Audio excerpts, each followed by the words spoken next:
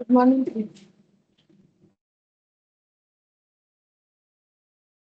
Recording का message करो, screen share. Yes ma'am.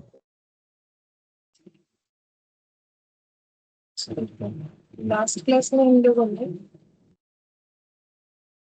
ये बाइनोमियल डिस्ट्रीब्यूशन जो है वो कंटिन्यू कर रहे थे हम लोग। ठीक है, बाइनोमियल डिस्ट्रीब्यूशन में एक पैटर्न का जो formula based, direct formula based question था, वो सारा हम लोगों ने कंप्लीट कर लिया था। ठीक है, अच्छा, अब इसके बाद मैंने ये जो है ये डेटा लिखवाया था कुछ। ठीक है, और बोला था इसके ऊपर बेस्ड जो क्वेश्चन है वो हम लोग को करना पड़ेगा। ठीक है, तो ये डेटा में क्या क्या लिखा हुआ है देखो। बोलছে रैंडम वेरिएबल इज डिस्क्रीट। ठीक है, रैंडम वेरिएबल जो है वो डिस्क्रीट होता है। तो एक्चुअली हम लोग का वेरिएबल दो तरीके का होता है। ठीक है, एक डिस्क्रीट होता है और एक हम लोग का हो जाएगा, रुको बता दो। एक डिस्क्रीट बोलते हैं, एक भूल जा रहे हैं हम। ठीक है, जो भी वो आएगा तो बता देंगे। तो वेरिएबल ये जो है ये डिस्क्रीट है। ठीक है, डिस्क्रीट वेरिएबल है। डिस्क्रीट का मतलब होता है जो फ्रैक्शन में नहीं आएगा। अभी के लिए इतना समझना काफी है, बाकी जब हम लोग ये वेरिएबल्स क्या होता है वो डिटेल्स में पढ़ेंगे तो वहां पर देखेंगे। तो यहाँ पर जो है फ्रैक्शन में नहीं आएगा। मतलब ये देखो ना, एन एन का वैल्यूज जो है ना, ये वेरिएबल्स जैसे ये 5, ठीक है, तो ये पॉइंट पे नहीं आएगा। तो रैंडम जो वेरिएबल्स है वो कैसा है, जैसे देखो एक्स का वैल्यू देखो 3 4 5 इस तरीके से, तो ये हमेशा डिस्क्रीट होगा, ये बोल रहा है। ठीक है, फिर उसके बाद एन और पी, दो मेनली डेटा यहाँ पर यूज होता है। मेनली दो एन और पी को क्यों बोला जा रहा है, क्योंकि अगर फॉर्मूला देखोगे तो पी पता होने पे क्यू पता हो जाता है। क्योंकि पी का मतलब ही होता है, पी से अगर 1 - पी कर दोगे तो क्यू मिल जाएगा। जो फॉर्मूला हम लोगों ने सीखा था वहां पर कोई भी जगह पे देख लो, जैसे यहाँ पर पी पता हुआ तो क्यू पता हो जाएगा। ठीक है, और एन मेन है और एक्स तो मुझे क्वेश्चन बताएगा। तो मेनली ये दो पैरामीटर पे बेस्ड होता है। मेन इसका दो ही पैरामीटर है, एन और पी, क्योंकि दो है तो इसे बाई पैरामीट्रिक डिस्ट्रीब्यूशन बोलते हैं। अब इसका एवरेज को म्यू से डिनोट किया जाता है, इसे एन इंटू पी इससे डिनोट करेंगे, n into p denote mu से करेंगे। ये सब लर्न कर लेना है। ठीक है, ये जो भी हम लोग अभी पढ़ रहे हैं ना, इसे थोड़ा याद कर लेना पड़ेगा। इसका और कुछ कर नहीं सकते हैं। ये जो भी फॉर्मूला है इसे याद करना है, याद करके ही हमें क्वेश्चन सॉल्व करना है। फिर अगर मोड निकालने बोले तो n+1 इंटू पी करना पड़ेगा, जिसमें अगर n+1 इंटू पी इंटीजर आया, ठीक है, तो यहाँ पर n+1 into P, n+1 into p-1, ये दो मोड आएगा। और अगर फ्रैक्शन में आए तो लार्जेस्ट इंटीजर हो जाएगा कंटेनिंग n+1 p। तो ये समझ में आ जाएगा जब हम लोग कैलकुलेशन करेंगे ना, मतलब अभी क्वेश्चन करेंगे तो समझ में आ जाएगा। तो मोड कैसे निकलेगा वो पता है, मीन कैसे निकलेगा वो पता है। वेरियांस, वेरियांस का मतलब होता है स्टैंडर्ड डेविएशन का स्क्वायर। तो स्टैंडर्ड डेविएशन को सिग्मा से डिनोट करते हैं, सिग्मा का स्क्वायर। ठीक है, एच डी का स्क्वायर लिख दिया। और ये होता है एन पी क्यू, ये भी याद करना पड़ेगा। हाँ, ये भी याद करना पड़ेगा। तो एच डी क्या हो जाएगा, रूट ओवर ऑफ वेरियांस यानी root over of standard deviation. ठीक है, रूट ओवर ऑफ वेरियांस, और वेरियांस का मतलब एच डी का स्क्वायर, तो root over of n p q हो जाएगा। और वेरियांस अगर मेरा लेस देन मीन हुआ, ये ऐसे अगर हो रहा है तो अगर अब इसमें और एक कंडीशन भी है, अगर P और Q 0.5 हो रहा है then variance is maximum, that is variance n/4। P और Q अगर इक्वल इक्वल है, मतलब कोई भी चीज होने का चांसेस और नहीं होने का चांसेस दोनों अगर 0.5 यानी 5/10 हाफ हाफ है, तो ये सिमेट्रिक के केस में होता है। अब सिमेट्रिक का मतलब क्या होता है, सिमेट्रिक का मतलब जब बराबर है। जैसे मान लो ऐसा अगर मैंने कोई ड्रॉ कर दिया, ठीक है, ऐसा मैंने कोई ड्रॉ कर दिया, तो हम ये बोलना चाह रहे हैं यहाँ से यहाँ तक का जो गैप है, यहाँ से यहाँ तक का गैप जो है वो अगर सेम है, ठीक है, तो इस तरीके के डिस्ट्रीब्यूशन को हम लोग बोलते हैं सिमेट्रिक डिस्ट्रीब्यूशन। ठीक है, तो अगर सिमेट्रिक डिस्ट्रीब्यूशन है तो वेरियांस n/4 होता है, p और q दोनों इक्वल होता है और उसका वैल्यू 0.5 होता है। और इसी में वेरियांस मैक्सिमम होता है और वेरियांस मीन से कम होता है। एडिटिव प्रॉपर्टी बाइनोमियल डिस्ट्रीब्यूशन का ऐसा है, एक्स और वाई का वैल्यू, जैसे एक्स में n1 और p है, y का n2 और p है, तो x प्लस वाई जो है ये इंप्लाई करता है n+n1 + n2 इंटू p। ठीक है, अब ये याद कैसे होगा, तो अभी क्वेश्चन करते करते याद हो जाएगा। तो सबसे पहले हम लोग एग्जाम्पल 5 वाला क्वेश्चन करेंगे, और इसमें कौन सा फॉर्मूला यूज होगा वो हम लोग को देख के समझना पड़ेगा। तो एग्जाम्पल 5 मतलब ये वाला बोल रहा है, फाइंड द बाइनोमियल डिस्ट्रीब्यूशन, बोल दिया है question, binomial distribution for which mean and standard deviation are 6 and 2। तो यहाँ मीन को म्यू से डिनोट करते हैं, ठीक है। यहाँ पर हम लोग मीन को म्यू से डिनोट करते हैं, और स्टैंडर्ड डिविएशन को हम लोग यहाँ भी सिग्मा से ही डिनोट करते हैं, लेकिन यहाँ पर म्यू का मतलब होता है एन क्रॉस पी, और स्टैंडर्ड डिविएशन का मतलब होगा root over of n p q, ठीक है। तो ये फॉर्मूला मैंने जैसे बोला कि हम लोग को याद कर लेना पड़ेगा अच्छी तरह, याद जितना रहेगा उसी के हिसाब से सॉल्व कर पाएंगे, ठीक है। याद करना ही पड़ेगा। अब यहाँ पर हम लोग को बता दिया है 6 और 2 है, तो हम लोग को बाइनोमियल डिस्ट्रीब्यूशन कितना होगा ये पूछा है, ठीक है। तो देखो कैसे करके हम लोग कर सकते। मीन बताया है, मीन यानी म्यू होता है, ठीक है, ये हम लोग को याद कर लेना, यानी एन क्रॉस पी होता है, वो हम लोग को 6 बता रहा है।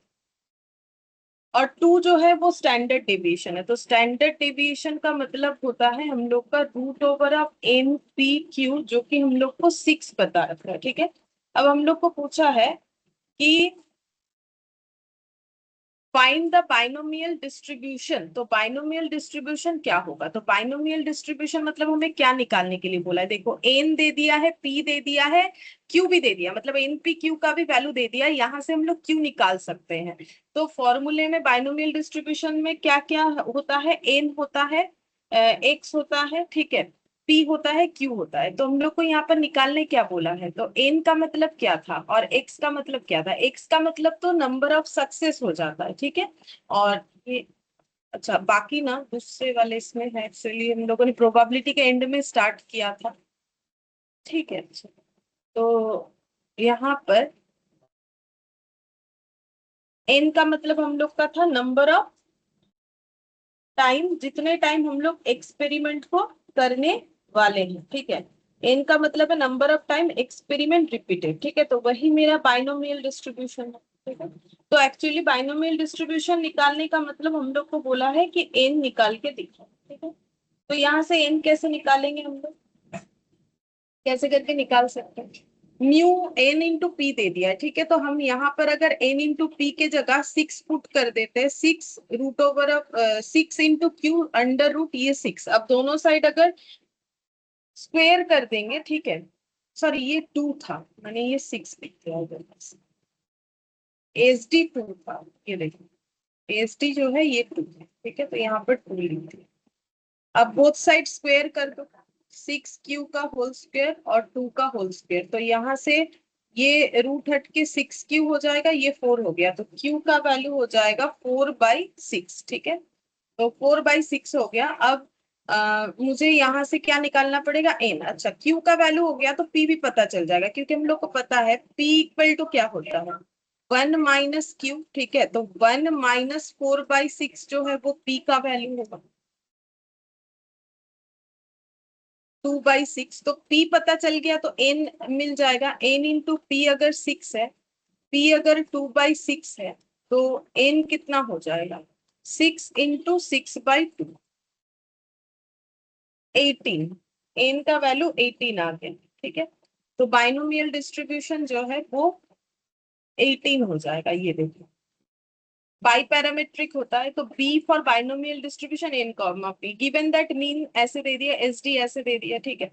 वेरियांस जो है वो 4 हो जाएगा, मतलब इन्होंने वही किया, ये देखो मैंने भी जैसे स्क्वायर कर दिया तो वेरियांस 4 हो गया। अब यहाँ से क्यू निकाल लिया सेम तरीके से, ठीक है। ये एन मिल गया, दस the probability mass function of x is given by, ठीक है। मतलब यहाँ पर हमें ऑप्शन में ना ये एन का वैल्यू ही दिया हुआ रहेगा, यहाँ पर करके दिखा दिया है कि बोल रहा है कि जिस बाइनोमियल डिस्ट्रीब्यूशंस का एवरेज 6 है और स्टैंडर्ड डेविएशन 2 है, ठीक है, वो एन का वैल्यू उसमें 18 है, ठीक है। मतलब 18 टाइम्स अगर हम लोग रिपीट, तो यहाँ पर दिखा दिया है वही formula, n C x p to the power x q to the power n minus x. तो 18 सी एक्स 1/3, पी का वैल्यू 1/3 आया, मतलब मेरा 2/6 आया, इसको सिंप्लीफाई करोगे तो 1/3, और ये 2/3 है, 4/6 को सिंप्लीफाई करोगे और 18 माइनस एक्स, ठीक है, मतलब n माइनस एक्स, तो 18 माइनस एक्स, और x का वैल्यू कहाँ तक जाएगा, जितने बार ये रिपीट होता है तो 0 से लेके 18 तक, ठीक है। तो मतलब ए बाइनोमियल डिस्ट्रीब्यूशन निकालने का मतलब n क्यों है, क्योंकि अगर हम लोग कोई भी एक्सपेरिमेंट को 18 टाइम्स जो है रिपीट कर रहे हैं तो वो उसका होने का प्रोबेबिलिटी 1/3, नहीं होने का 2/3, ठीक है, और उसका एवरेज 6 और उसका एसडी जो है वो 2 होगा। इस तरीके से हमें कैलकुलेट करना पड़ेगा, ठीक है। अब ये भी हमें लिख देना पड़ेगा। तो ये देखो, अब बाइनोमियल डिस्ट्रीब्यूशन निकालेंगे तो बाइनोमियल डिस्ट्रीब्यूशन क्या होगा, p of x n C x, तो एन पता चल गया है, ठीक है। पी है 1/3, 1/3 टू दी पावर क्या हो जाएगा एक्स, और Q कितना है, Q है हम लोग का 4/6, यानी इसको सिंप्लीफाई करो 2/3 हो जाएगा, और ये 1/3 हो जाएगा, 2/3 to the power 18 minus x, ठीक है, जहां पर x का वैल्यू 0 से लेके 18 तक जाएगा, 0 1 2 डॉट डॉट करके 18 तक जाएगा, ठीक है। तो इस तरीके से ये फॉर्मूले का यूज करना है। तो हम लोग अलग अलग टाइप का ही क्वेश्चन करेंगे जैसा एग्जाम में आता है। यहाँ बहुत सारा क्वेश्चन है लेकिन हमें सब करने का जरूरत नहीं, क्योंकि सबसे इंपॉर्टेंट बाइनोमियल होता है, उसके बाद थोड़ा इंपॉर्टेंट जो है पॉइजन डिस्ट्रीब्यूशन होता है, जो आज स्टार्ट करेंगे हम लोग, और जो नॉर्मल डिस्ट्रीब्यूशन है उससे बहुत कम क्वेश्चन आता है, ठीक है। तो जितना एग्जाम ओरिएंटेड है उतना ही करेंगे, क्योंकि यहाँ से उतना ज्यादा कुछ आता नहीं है, ठीक है। अच्छा, तो ये हो गया, जिस टाइप का कर रहे हैं उसी टाइप का क्वेश्चन ही आएगा, अलग टाइप टाइप बोल रहे हैं, ठीक है, उस टाइप का चीज आएगा, दूसरे किसी टाइप का नहीं आएगा। यहाँ पर बहुत क्वेश्चन है लेकिन उतने टाइप का हमारा नहीं है। अच्छा, इसके बाद नेक्स्ट हम लोग सेट बी में जाते हैं। सेट बी का क्वेश्चन नंबर 2 पर, सेट बी का क्वेश्चन नंबर,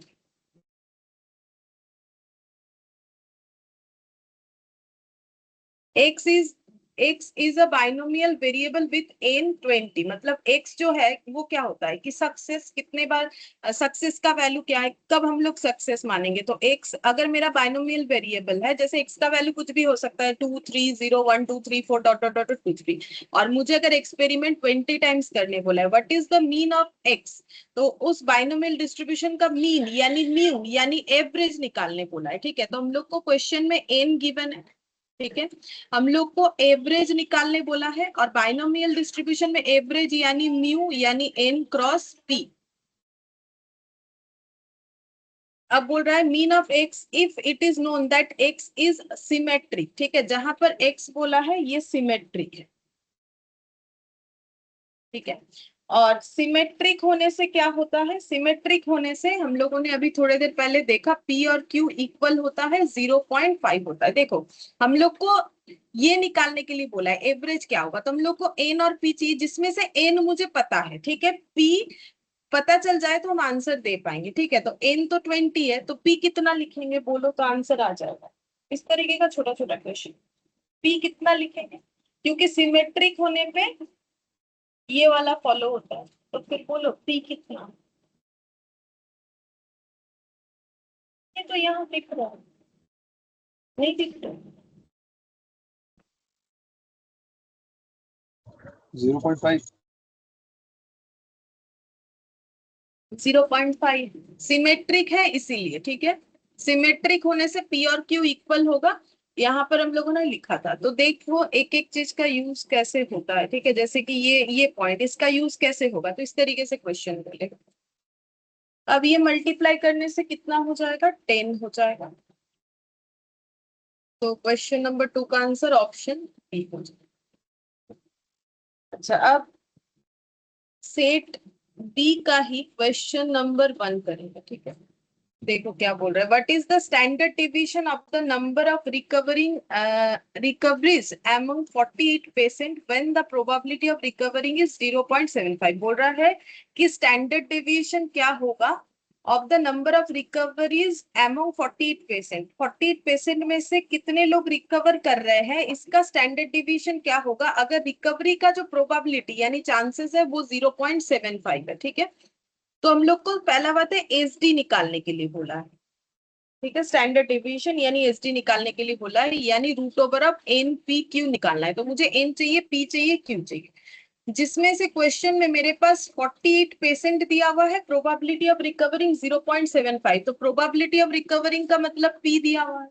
तो अगर पी अगर मुझे दिया हुआ है तो क्यू हम लोग निकाल लेंगे कि रिकवर ना हो उसका चांसेस क्या है। तो उसका चांसेस हो जाएगा 0.25। और हम लोग एक्सपेरिमेंट आउट ऑफ कितने पर्सन्स में कर रहे हैं, कितने पेशेंट में कर रहे हैं, तो 48। तो एन अगर 48, तो एन मिल गया, पी मिल गया, क्यू मिल गया, तो एस डी निकाल ही सकते हैं। तो root over of 48 into 0.75 into 0.25 ये कैलकुलेट करना है और रूट लगा के देखना है कितना है।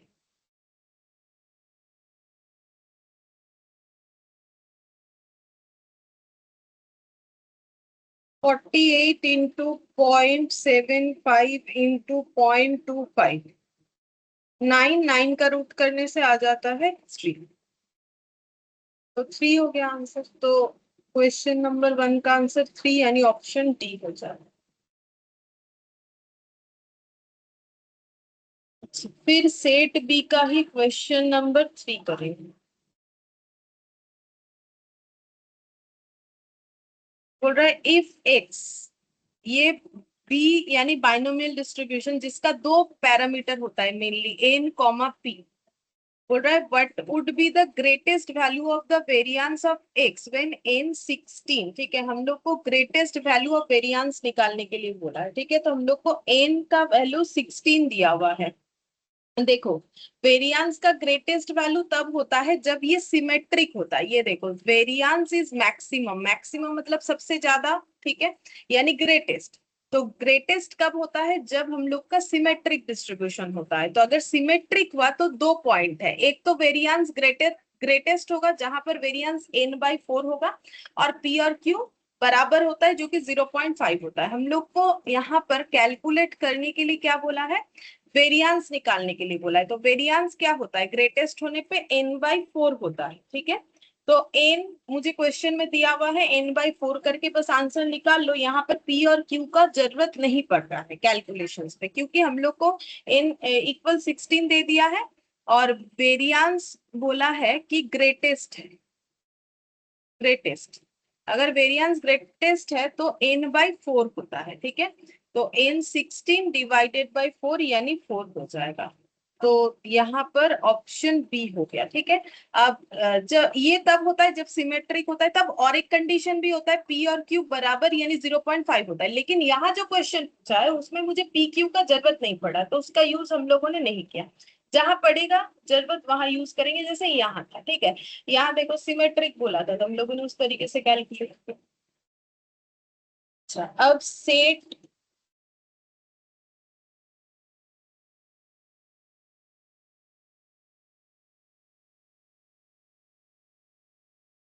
सेट बी का क्वेश्चन नंबर 4 सब अलग अलग टाइप का ही करेंगे। ठीक है, इस बात का ध्यान रखो कि हम लोग अलग अलग टाइप का कर रहे हैं, मतलब हर एक क्वेश्चन में हमें अलग चीज सीखने को मिलेगा। if x is a binomial variate with parameters 15 and 1/3, अब पैरामीटर्स बोल दिया। अब बाइनोमियल डिस्ट्रीब्यूशन का दो ही पैरामीटर होता है, एक n होता है, एक p होता है।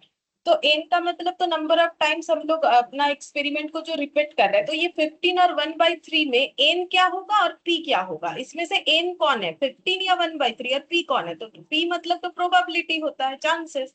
तो क्या चांसेस, तो मैक्सिमम प्रोबेबिलिटी तो 1 हो सकता है ना, उससे ज्यादा तो नहीं हो सकता है। तो सिर्फ पैरामीटर बता दिया। तो मेन पैरामीटर बाइनोमियल में दो ही होता है, एन और पी। तो अब तुम लोग बोलो कि 15 और 1/3 में कौन एन है और कौन पी है। मैम एन है 15 और पी है 1/3। तो एन है 15 और पी है 1/3, क्योंकि ये प्रोबेबिलिटी को बताता है। ठीक है, अच्छा, फिर बोल रहा है what is the value of mode of the distribution. अब हम लोग को बोला है मोड निकालने के लिए। ठीक है, अब एक बार हम दिखा देते, देखो मोड हम लोगों को क्या लिखना है। मोड निकालने जब बोलेगा n+1 इंटू पी लिखना है सबसे पहले। तो ये फॉर्मूला है, मोड मतलब n+1 इंटू पी। ठीक है, तो अब n+1 इंटू पी, तो n है 15+1 और 15 p प्लस है 1 इंटू 1/3, এটা ম্যাম আসছে 5.33। हाँ 5.33। अब इसके बाद Into मुझे 1 by क्या 3. करना है, हाँ इंटू 1/3 को रही क्लास, 5.33 इंटू 1/3 को रही क्लास। अब देखो यहाँ पर अगर मेरा इंटीजर में आंसर आया तो दो मोड होगा, और अगर फ्रैक्शन में आया तो एक ही आंसर होगा। तो अभी हम लोग का कैसा आया है, फ्रैक्शन की इंटीजर आंसर कैसे आया है, फ्रैक्शन में आया है। फ्रैक्शन में आया है। तो मोड क्या होगा, largest integer contained in n+1 into P. तो n+1 इंटू पी में जो लार्जेस्ट इंटीजर है वही होगा। तो n+1 इंटू पी में लार्जेस्ट इंटीजर कौन है, 5.33 में लार्जेस्ट इंटीजर क्या हो गया, 5. 5। ठीक है, ये देखो 5.33 में जो लार्जेस्ट इंटीजर है वो हो गया 5। तो यही मेरा मोड होगा। ठीक है, तो मोड हो जाएगा 5। तो मोड का आंसर क्या होगा, वो डिपेंड करता है कि n+1 इंटू पी का आंसर कैसे आया है। तो इसका आंसर फ्रैक्शन में का है, तो लार्जेस्ट इंटीजर ही मेरा मोड हो जाए। ठीक है, तो ये इस तरीके से याद रखना है।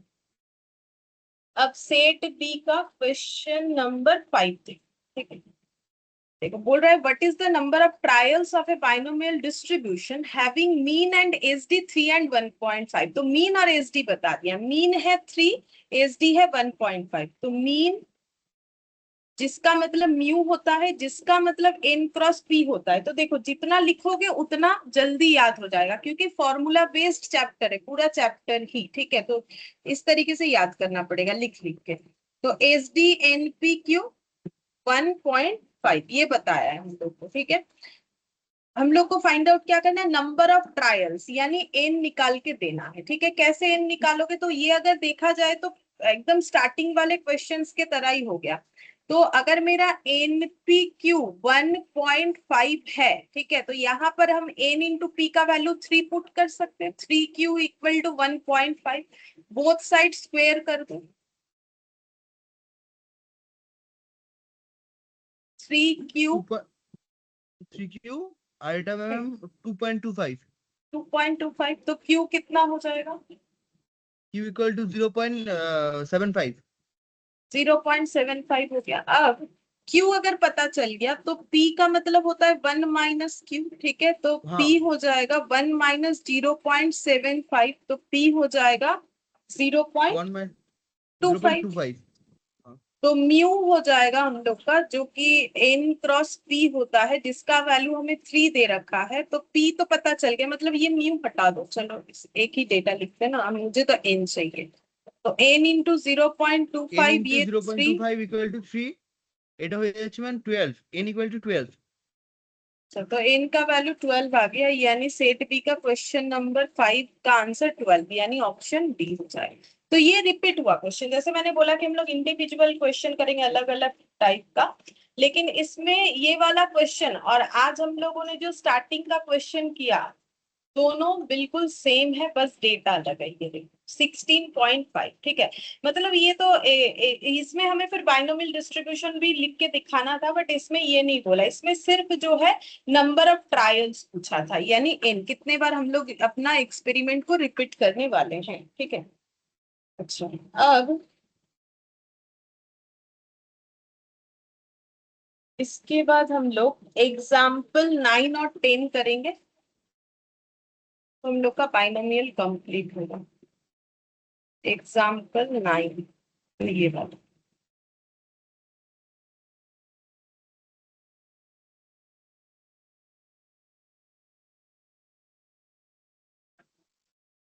what is the mode of the distribution for which mean and SD are 10 and root over of 5। ठीक है, तो मीन और SD, तो मीन का मतलब क्या होता है, अब तक याद करो, म्यू अब तक याद हो जाना चाहिए, और इसका मतलब होता है n क्रॉस p। तो मोड जिसमें मीन है 10 और SD है रूट ओवर ऑफ 5। तो SD का मतलब क्या होता है, root over of n p q, और इसका npq. वैल्यू, हाँ इसका वैल्यू रूट ओवर ऑफ 5 बोला है। हम लोग को निकाल के क्या देने के लिए बोला है, मोड। ठीक है, तो मोड निकालने के लिए क्या चाहिए, तो मोड निकालने के लिए हम लोग को चाहिए n+1 इंटू np. पी। अब हम लोग को चेक करना पड़ेगा कि इसका आंसर क्या आ रहा है, क्या इंटीजर आ रहा है तो कुछ आंसर अलग होगा, फ्रैक्शन में आएगा तो कुछ अलग हमें स्टेप लेना पड़ेगा, ठीक है।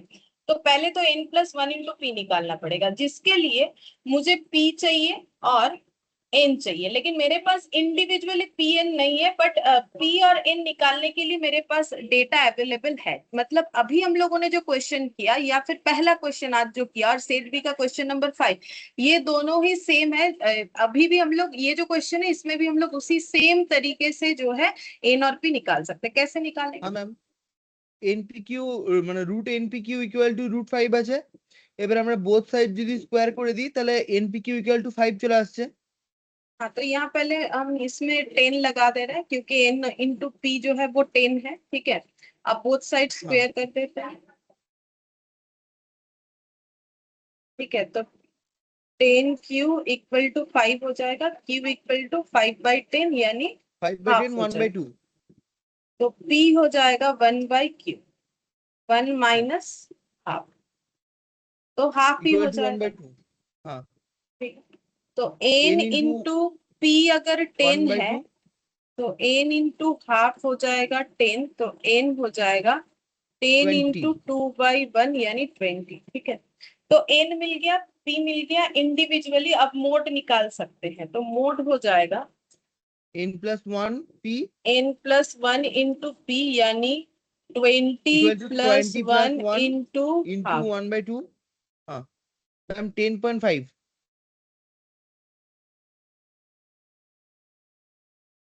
10.5, तो आंसर फ्रैक्शन में आ गया, तो लार्जेस्ट 10 হবে। इंटीजर कंटेंट इन दिस, ठीक है। तो ये फ्रैक्शन में आया, ठीक है। तो इसके अंदर का जो लार्जेस्ट इंटीजर है, 10 लार्जेस्ट হবে। इंटीजर है, हाँ, वही मेरा आंसर होगा। Largest integer equal mode equal 10। एक बार देख लेते हैं 10। ये जिस टाइप का करे जिसमें से ये मोड निकालने वाला पॉइंट बहुत इंपॉर्टेंट होता है। और ये जो देख रहे हो यहाँ पर एस डी दे देगा, म्यू दे देगा, मतलब मीन, और उससे हमें एन या फिर कुछ और निकालने जैसे बोल दे, तो ये बहुत इंपॉर्टेंट दिख रहा है, ठीक है। और ये सिमेट्रिक में जैसे 0.5 याद रखो, तो ये मेन मेन क्वेश्चन ही हम लोग कर रहे हैं, ठीक है। अच्छा, अब example 16.10। Today, if x and y are two independent binomial variable with parameters 6.5 and 4.5, तो देखो what is p of x plus y greater than equal to 1। अब ये कौन से वाले कंसेप्ट के साथ बोल रहा है, तो देखो हम लोगों को बोला है कि दो इंडिपेंडेंट बाइनोमियल वेरिएबल है, ठीक है। तो बाइनोमियल वेरिएबल हम लोग का तो x होता है, दो इंडिपेंडेंट बाइनोमियल वेरिएबल का मतलब ये रहा, एक x और एक y हो जाएगा, ठीक है। अब एक देखो n और जो है n और p, ये तो मेरा पैरामीटर मतलब जो है मेन पैरामीटर्स होता है ना। तो अगर दो बाइनोमियल डिस्ट्रीब्यूशन है, दो पैरामीटर्स होगा, एक n1 एक n2, ठीक है, इस तरीके से होगा, ठीक है। और p रहेगा दोनों में। तो देखो हम लोग को यहाँ पर बोल दिया है पैरामीटर 6 है, हाफ है एंड 4.5, ठीक है, जिसमें से हाफ मुझे p डिनोट कर रहा होगा क्योंकि वो प्रोबेबिलिटी होता है, और 6 और 4 n1 और n2 को डिनोट कर रहे हैं। हम लोग को निकालना है p of x plus y greater than equal to 1, मतलब एडिटिव प्रॉपर्टी से बेस्ड जो है ये क्वेश्चन है। तो देखो कैसे करके सॉल्व x दो पैरामीटर्स सॉरी दो, अगर हम लोग का बाइनोमियल वेरिएबल्स होगा तो एक हम लोग x मानेंगे, दूसरा y मानेंगे।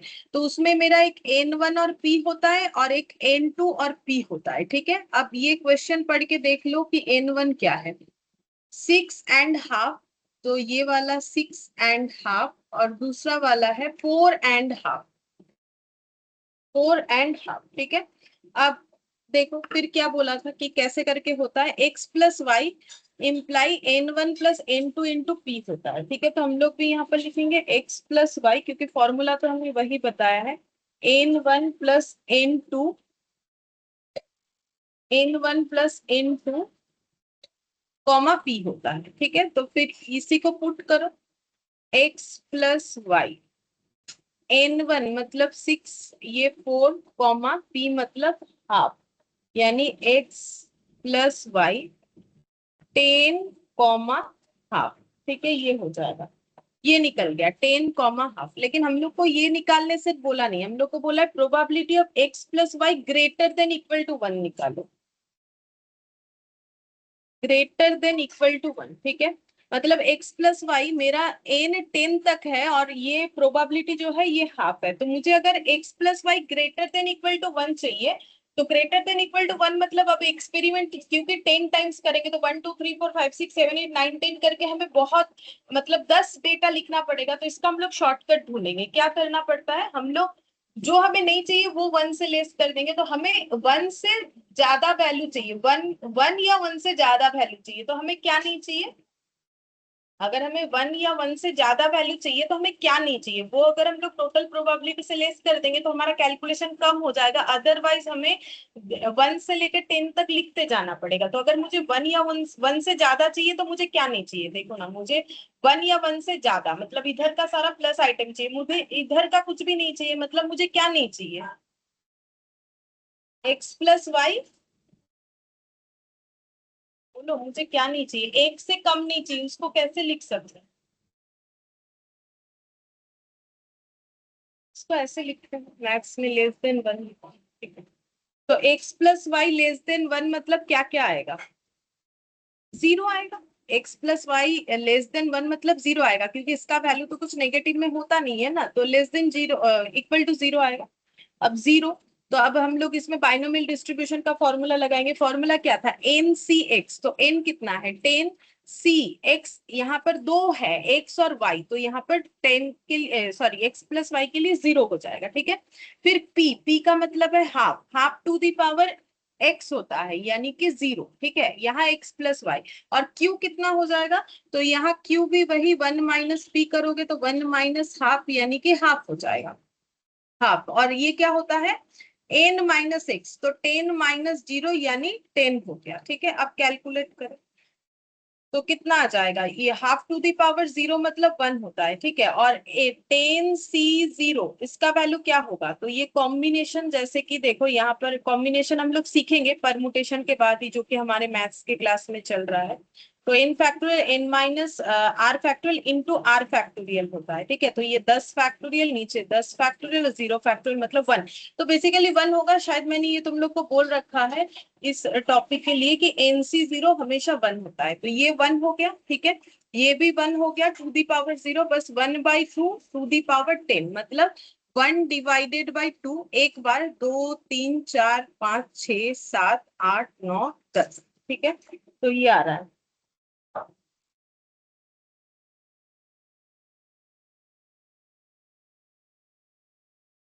मैच तो नहीं हुआ,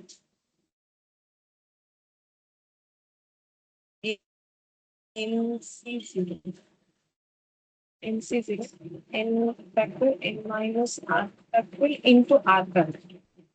तो 10 फैक्टोरियल, 10 फैक्टोरियल और 0 फैक्टोरियल, ठीक तो लिखा है, 1 ही होता है, इसमें तो कुछ प्रॉब्लम नहीं। तो ये हाफ का ही कैलकुलेशन मैंने गलत कर दिया है क्या, ओ -1 भी तो होगा, सॉरी -1 भी तो होगा। 2 3 4 5 6 7 8 9 10 -1, हाँ 0.99। ठीक है, अब आंसर मैच हो रहा है। अब इतना नहीं लिखेंगे, छोड़ो, कैलकुलेटर में तो कर लिया है। तो ये हो जाएगा 0.99804, ऐसे अप्रोक्सीमेटली ऐसे आ रहा है। चलो देख लेते हैं। अच्छा, आंसर इन्होंने इस तरीके से लिखा है, हम चेक कर लेते हैं। 1023 डिवाइडेड बाय 1024, 0.9993 आ रहा है। मेरा आया है 0.9980, ऐसे आ गया। तो मुझे लगता है कि इन्होंने कितना लिया होगा, सेम ही तो किया है। 10 C0 half to the power zero, half to the power 10 minus zero मतलब 1 -1/2 टू दी पावर 10। तो वही कर रहे हैं, 1 डिवाइडेड बाई 2। 1 2 3 4 5 6 7 8 9 10 -1। हाँ ठीक आया है। इसका मतलब मैंने तब गलत कैलकुलेशन मतलब कुछ तो कम ज्यादा जो है टाइप कर दिया होगा, मतलब इक्वल शायद एक, या तो एक कम किया था एक ज्यादा, ऐसा कुछ कर दिया था, तो 0.99902 ऐसे ही आएगा, 1023 डिवाइडेड बाई 1024, 0.999023, ठीक है, यही वाला मेरा आ रहा था। तो ये देखिए, सेम सेम डेटा आ रहा है, ठीक है। तो पहले वाला आंसर गलत हुआ था, गलत कैलकुलेशन में हुआ है, ये वाले कैलकुलेशन में, ठीक है। तो इस कैलकुलेशन को सही तरीके से करने से इतना आ गया। अब इन्होंने कैसा किया है, अब देखो आंसर ऐसा भी हो सकता है, ऐसा कोई बात नहीं है। तो इन्होंने ऐसे कैसे कर दिया, 1/2 to the power 10, actually 2 to the power 10 को इंडिविजुअली निकाल लिया है, तो 2 3 4 5 6 7 8 9 10, ठीक है। तो 1024 आ गया, मतलब हम यहाँ पर दिखाते हैं, देखो 1 माइनस, इन्होंने कर दिया 1/2 टू दी पावर 10। अब ये कैसे पॉसिबल है, ये 1 है ये 1 है, तो 1 into 1, तो ये हो गया 1 माइनस 1/2 टू दी पावर 10, तो 1 माइनस 1/1024, ठीक है। अब एलसीएम करो 1024 का, तो 1024 माइनस 1, तो 1023 डिवाइडेड बाई 1024, ऐसे कर दिए। ये भी कर सकते हो, ये भी आसान तरीका है, उसमें अगर गलत होने का चांसेस हो जाता है, क्योंकि जैसे मेरा भी हुआ, बाकी देखो प्रैक्टिस के ऊपर डिपेंड करेगा, जितने अच्छे से प्रैक्टिस करोगे गलत होने का चांसेस उतना कम हो जाएगा। तो 123, सॉरी 1023 डिवाइडेड बाई 1020।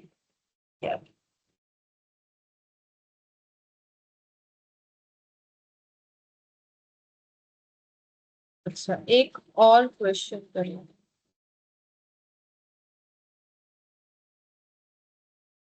होगा ना, देखते हैं।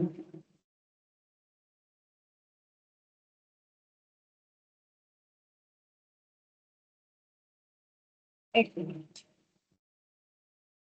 नहीं होगा तो हम अपने से ही देते हैं कि अगर वो मोड निकालने का, जैसे मैंने दो क्वेश्चन जो यहाँ से देखा, दोनों ही हम लोग का फ्रैक्शन आया, फ्रैक्शन आने से लार्जेस्ट इंटीजर आंसर होता है, ठीक है। और अगर फ्रैक्शन की जगह इंटीजर हुआ तो क्या आंसर होगा वो हम लोग देखेंगे।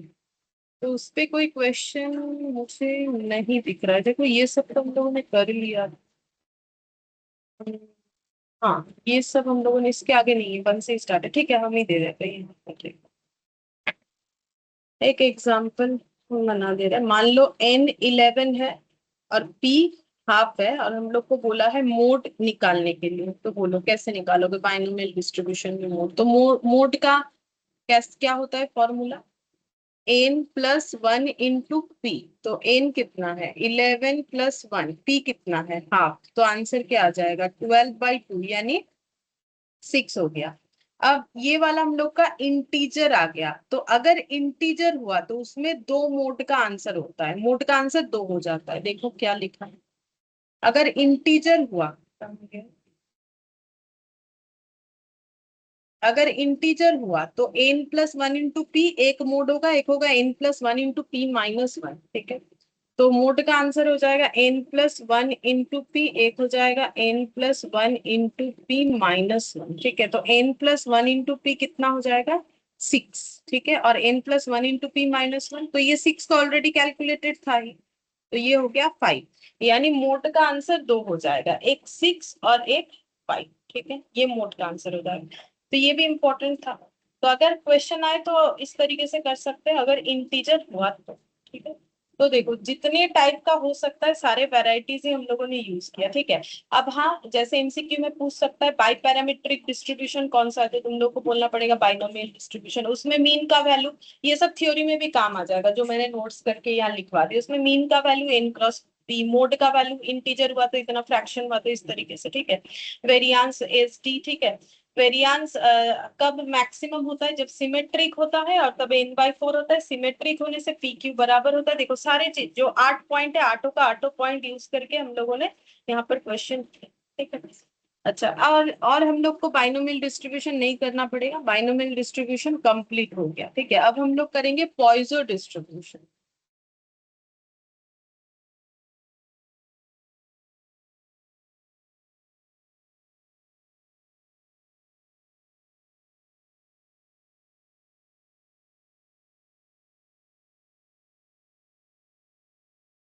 अच्छा, अब ये कब एप्लीकेबल करते हैं हम लोग, पॉइजो डिस्ट्रीब्यूशन का फॉर्मूला कब लगाते हैं, ठीक है। देखो जब number of trials number of trials is too huge and probability of success is small, then we should use Poisson distribution.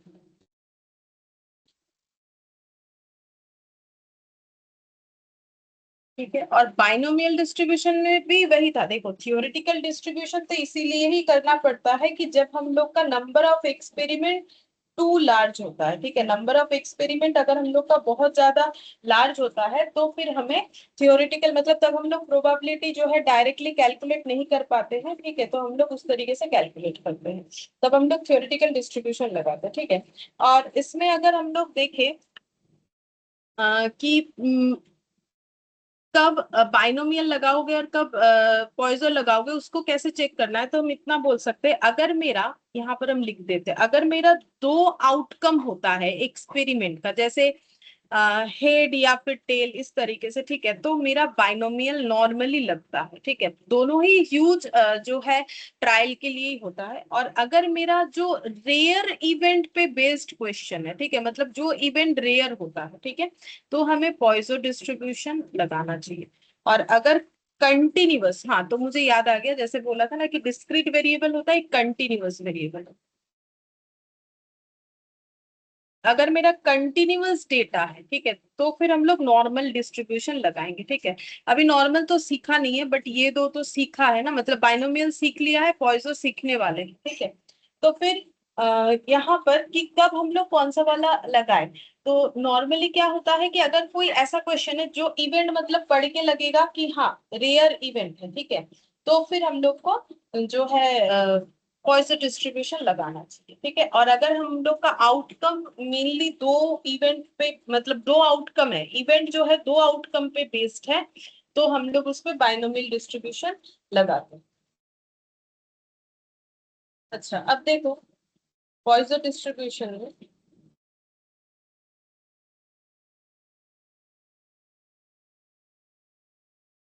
क्या फॉर्मूला होता है, पहले वो देखना पड़ेगा।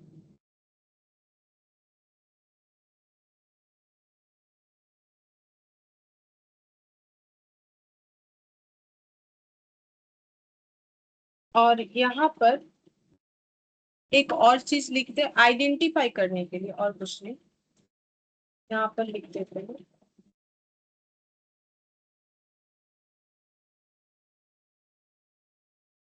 यहाँ पर एरो देके लिख देते हैं। टू आउटकम का मतलब सक्सेस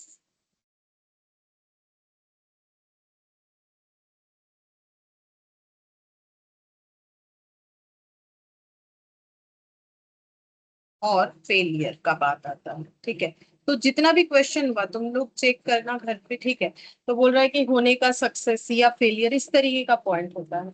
और पॉइजन डिस्ट्रीब्यूशन में क्या होता है, इवेंट जो है वो एक फिक्स्ड इंटरवल में होगा, फिक्स्ड इंटरवल, ठीक है।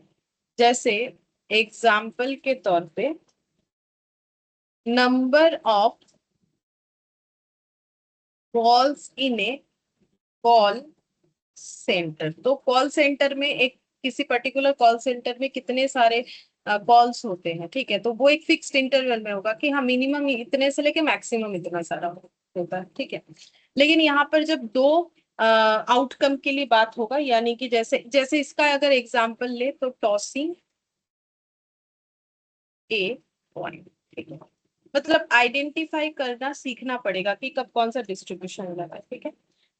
और नॉर्मल डिस्ट्रीब्यूशन जो है वो बेल, अभी लिख देते बट अभी ये नहीं समझ में आएगा, जब करेंगे तब समझेंगे। बेल शेप्ड कर्व होता है जिसमें एग्जांपल जैसे कर ले height of people, height of people. अब ये बेल शिफ्ट कैसे होगा, जैसे देखो अगर हम लोग देखते हैं तो देखो नॉर्मली बहुत शॉर्ट हाइट लोग या बहुत लंबे लोग कम दिखते हैं, ठीक है। एक नॉर्मल हाइट का लोग, जिसको हम लोग एवरेज हाइट बोल सकते हैं, ना तो बहुत लंबा ना तो बहुत जो है नाटा, ठीक है। तो फिर अगर उसको अगर हम लोग प्लॉट करेंगे ना, तो देखो हम लोग का प्लॉटिंग ना कुछ ऐसा होगा, बेल शेप्ड हो जाएगा। क्यों हो जाएगा? क्योंकि बहुत लंबे लोग भी हमें ज्यादा नहीं दिखेंगे, बहुत शॉर्ट हाइट लोग भी ज्यादा नहीं दिखेंगे, तो जो दिखेगा ये मिडिल वाला, मतलब जो एवरेज हाइट के लोग होते हैं वही हमें ज्यादा दिखते हैं, ठीक है।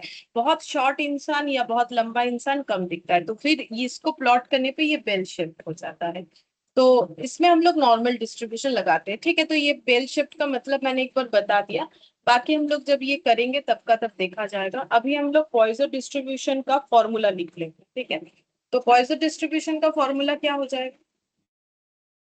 P of x, probability of x, क्योंकि प्रोबेबिलिटी निकालना है बट यूजिंग थियोरेटिकल डिस्ट्रीब्यूशन, क्योंकि हम लोग का जो ट्रायल है, यानी कितने टाइम्स हम लोग रिपीट करेंगे हमारे एक्सपेरिमेंट को, वो ह्यूज होता है। और इसमें प्रोबेबिलिटी ऑफ सक्सेस बहुत कम होगा, यानी प्रोबेबिलिटी ऑफ मतलब सक्सेस नहीं होने का चांसेस क्या होगा ना, बहुत ज्यादा होगा। जैसे पी का वैल्यू अगर बहुत कम हुआ तो ऑब्वियसली क्यू का वैल्यू, जैसे पी अगर 1% हुआ तो फिर या फिर मान लो पी अगर हो गया मेरा, हाँ 1%, तो फिर क्यू क्या हो जाएगा 99%। तो इस तरीके के केसेस में हम लोग पॉइसन डिस्ट्रीब्यूशन का यूज करेंगे। तो फॉर्मूला होगा e to the power minus m into m to the power x whole divided by x factorial, ठीक है।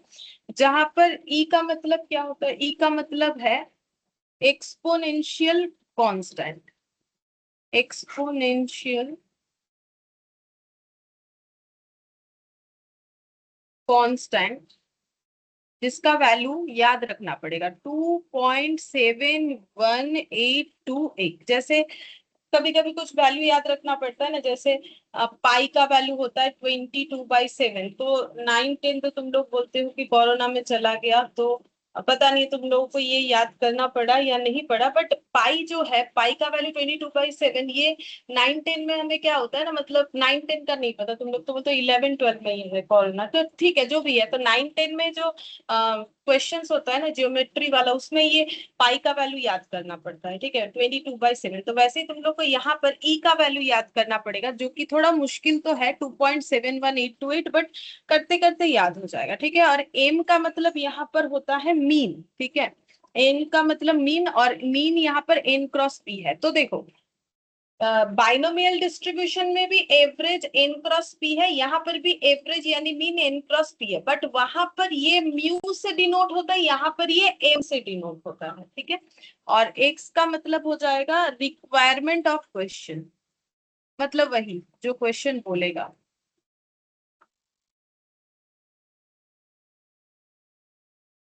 रिक्वायरमेंट ऑफ क्वेश्चन, अच्छा चलो देखते हैं। सबसे पहले हम लोग सेट बी का क्वेश्चन नंबर 14 करेंगे।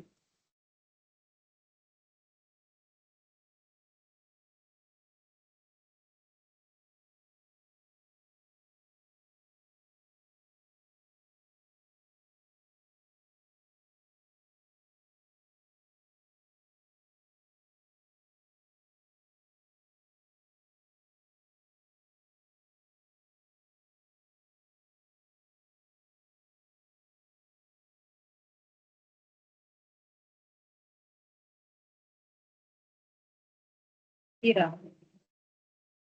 If 1% of an airline's flight suffer a minor equipment failure in an aircraft, what is the probability that there will be exactly 2 such failure in the next 100 such flights? तो बोल रहा है कि airlines मतलब जो भी flight चलता है, ठीक है, वो उसमें इक्विपमेंट फेलियर हो जाए, इसका चांसेस क्या है 1%, ठीक है। और बोल रहे what is the probability that there will be exactly 2 such failures, तो बोल रहा है कि एग्जैक्टली 2 ऐसा फेलियर हो जाए नेक्स्ट 100 सच फ्लाइट्स।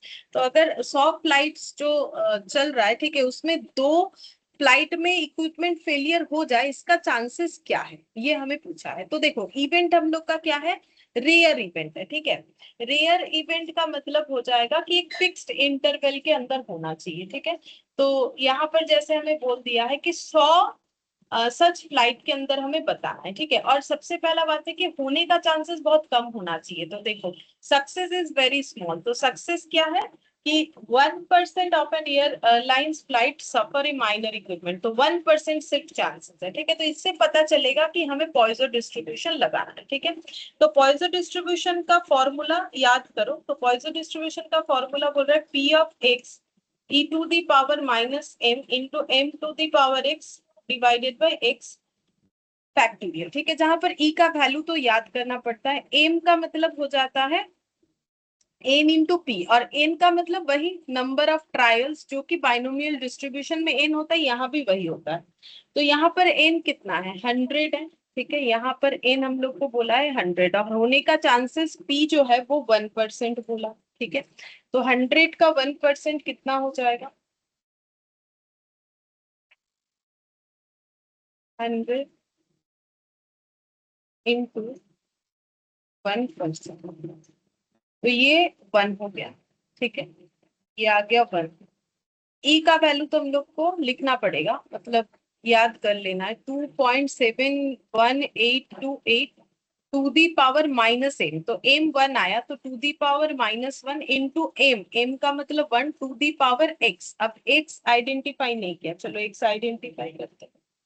एक्स का वैल्यू क्या होगा, तो क्वेश्चन बोलेगा, क्वेश्चन का रिक्वायरमेंट क्या है, बोल रहे what is the probability that there will be exactly 2 such failure, ठीक है, कि 2 ऐसे फेलियर हो जाए उसका चांसेस क्या है, ठीक है। तो फिर मेरा 2 फेलियरिटी मेरा सक्सेस है, मतलब क्वेश्चन का रिक्वायरमेंट ये है कि 2 फेलियरिटी, तो क्वेश्चन का रिक्वायरमेंट 2 यानी x2, तो ये टू दी पावर 2 हो गया, और यहाँ नीचे 2 फैक्टोरियल, तो जो फॉर्मूला था उस पर धीरे धीरे हम लोगों ने पुट कर दिया, ठीक है। अब कैसे कैलकुलेट करेंगे, देखो 1 स्क्वायर का मतलब 1 होता है, 2 फैक्टोरियल का मतलब 2 इंटू 1 होता है, ठीक है। अच्छा, और ये है 2.71828 टू दी पावर -1। तो अब इसको हम लोग ऐसे लिख सकते हैं कि a to the power -m होता है 1/a to the power m, अगर नेगेटिव है पावर में तो इस तरीके से होता है, तो इसको भी लिख 2.71828 टू दी पावर 1, ठीक है। अब 1 लिखो या ना लिखो क्या फर्क पड़ता है, इंटू 1, ठीक है। इंटू 1/2 कर देते हैं, ये 1/2 कर देते हैं, ये नीचे इसको हम लोगों ने 1 लिख दिया, और ये इधर का 1/2 रख देते हैं, तो कितना हो जाएगा, तो ये वैल्यू इंटू 2 करने से ही आंसर आएगा, तो 2 इंटू 2.71828, ये जितना भी आया 1 डिवाइडेड बाई करना पड़ेगा, तो मेमोरी से सब हटा देते हैं, ये यहाँ पर कर लेते हैं memory plus 1 divided by memory recall 0.1839, 0.1839 ऐसे आ रहा है। देखते हैं ऑप्शन क्या है, 1839 मतलब ये वाला 184, यानी ऑप्शन बी, ठीक है। इस तरीके से करना पड़ेगा। तो ये भी देखो हैबिट होते होते होगा कि उसका फॉर्मूला क्या है, और ई का वैल्यू याद करना पड़ेगा, बाकी एम एवरेज निकालना पड़ेगा, एन इंटू पी, एन और पी क्वेश्चन में दिया हुआ होगा, नहीं तो कुछ हिंट्स होगा जिससे निकालना पड़ेगा, और एक्स का मतलब क्वेश्चन का रिक्वायर, ठीक है। अच्छा, अब नेक्स्ट हम लोग कौन सा क्वेश्चन कर सकते हैं, नेक्स्ट हम लोग करेंगे क्वेश्चन नंबर 16, यहाँ पर example 1।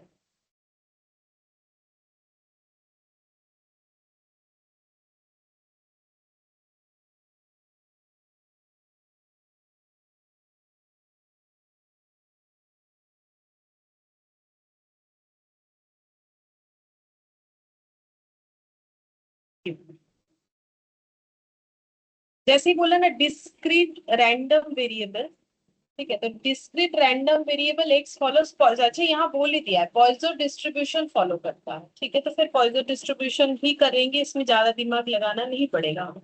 Find the values of p of x equal to at least 1 और p of x less than equal to 2, ये डिवाइड है, डिवाइडेड बाई, शायद डिवाइड ही होगा, x greater than equal to 1, ठीक है। You are given e of x 2.20 and e to the power -2.20 इतना, अब ये क्या दे दिया है, ये ई का वैल्यू अगर टू दी पावर में इतना है तो उसका वैल्यू दे दिया है, तो हमें कैलकुलेट नहीं करना पड़ेगा। ठीक है, हम लोग देखते हैं कि इसका यूज कैसे कर सकते हैं। पहले क्वेश्चन नंबर 1 सॉल्व कर लेते हैं। हम लोग को पॉइजन डिस्ट्रीब्यूशन दिया है, हम लोग का वैल्यू निकालना है p equal to p probability of x equal to at least 1। ठीक है, तो हम यहाँ पर लिखते हैं 16 एग्जाम्पल।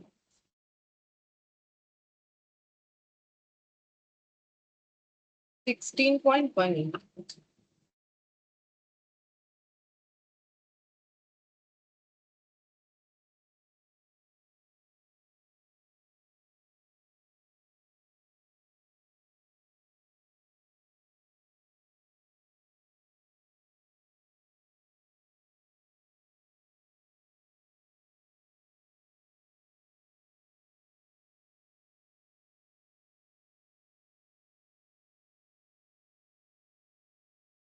एटीन वाला ये भी कर सकते हैं।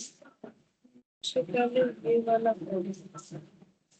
ये वाला 16.16, उसके बाद वो वाला करें।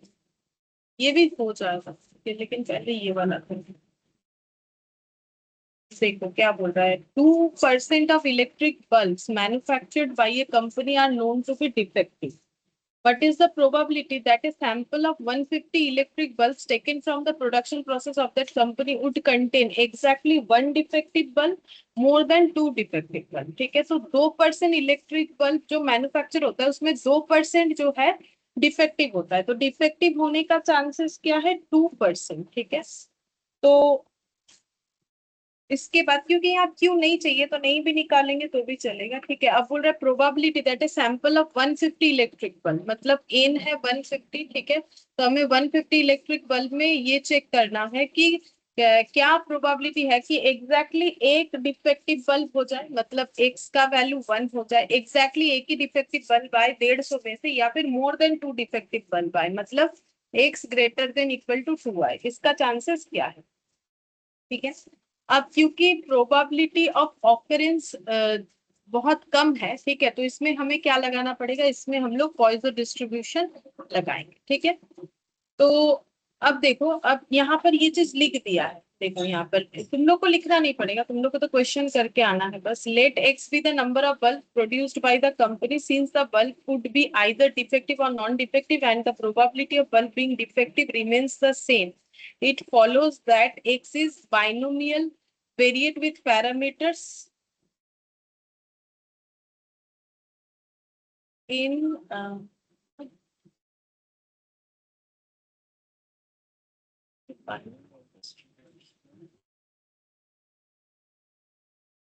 लिख दिया है गलती से। तो ये देखो पॉइजन डिस्ट्रीब्यूशन ही कर रखा है।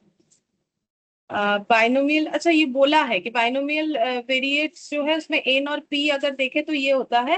हाइवर सिंस, अच्छा यहाँ बोल दिया है कि ये हमें लग सकता है कि ये बाइनोमियल डिस्ट्रीब्यूशन होगा, बट क्यों ये पॉइजो है वो बताया। ठीक है, तो यहाँ पर बोल रहा है it follows that x is binomial variate. हम लोग को लग सकता है कि एन 150 है, पी जो है, अब p का वैल्यू है probability of bulb being defective 0.02। However since n is large, n का वैल्यू जितना ज्यादा होगा, p इज वेरी स्मॉल। ठीक है, p का वैल्यू बहुत कम है उसके कंपैरिजन में।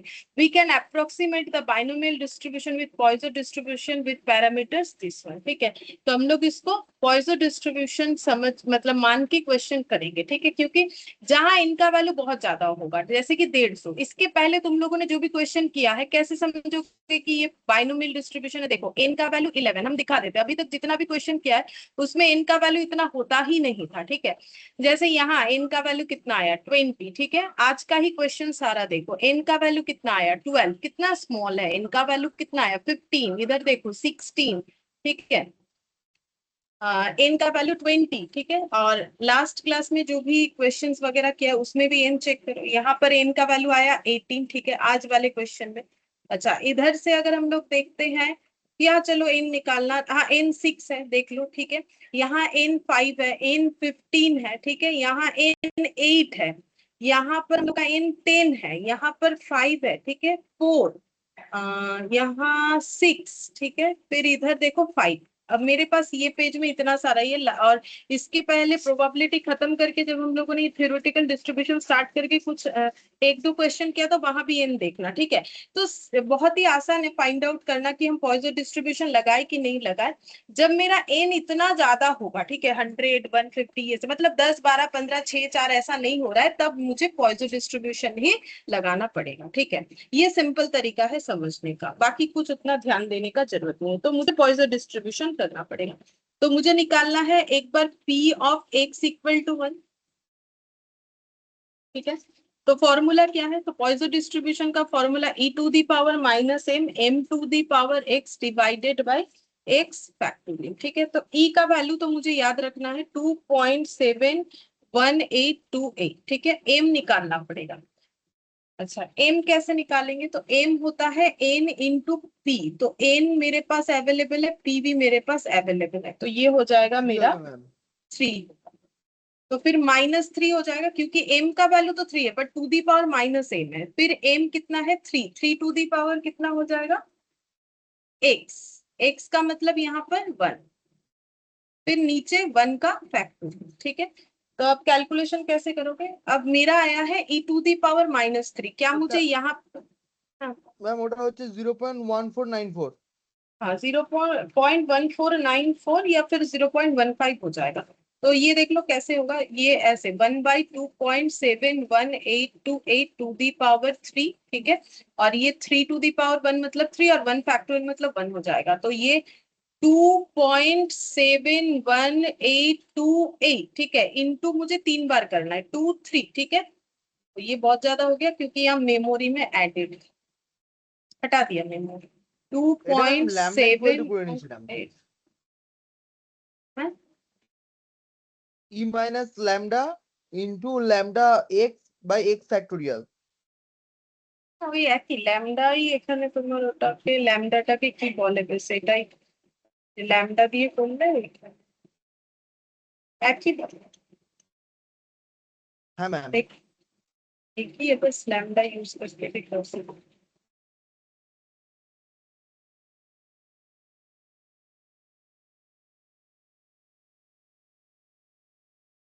अच्छा ठीक है, अभी तो फिलहाल यही करते हैं, जो मिलेगा तो सिखा देंगे। ये हो गया 1 2 3, अरे वाह, इसको क्या गया, मेमोरी तो सब हटा दी। 2.718 into 3, memory plus 1 divided bye memory recall, तो ये आ गया इन अच्छा, फिर ये और 3 डिवाइडेड बाय ये होना चाहिए, ठीक है। फिर से यहाँ पर memory plus 3 divided by memory recall,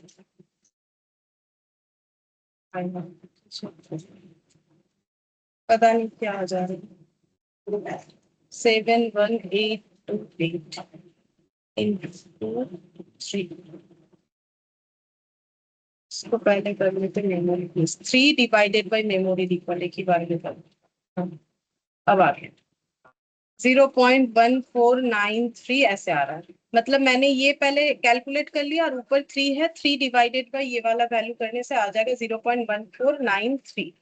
तो ये 16 वाला क्वेश्चन का आंसर हम लोग का हो गया, देख लेते हैं। पहले वाले क्वेश्चन का आंसर हो जाएगा 0.15, 149 मतलब 0.15, ठीक है। और x greater than equal to 2 निकालना है।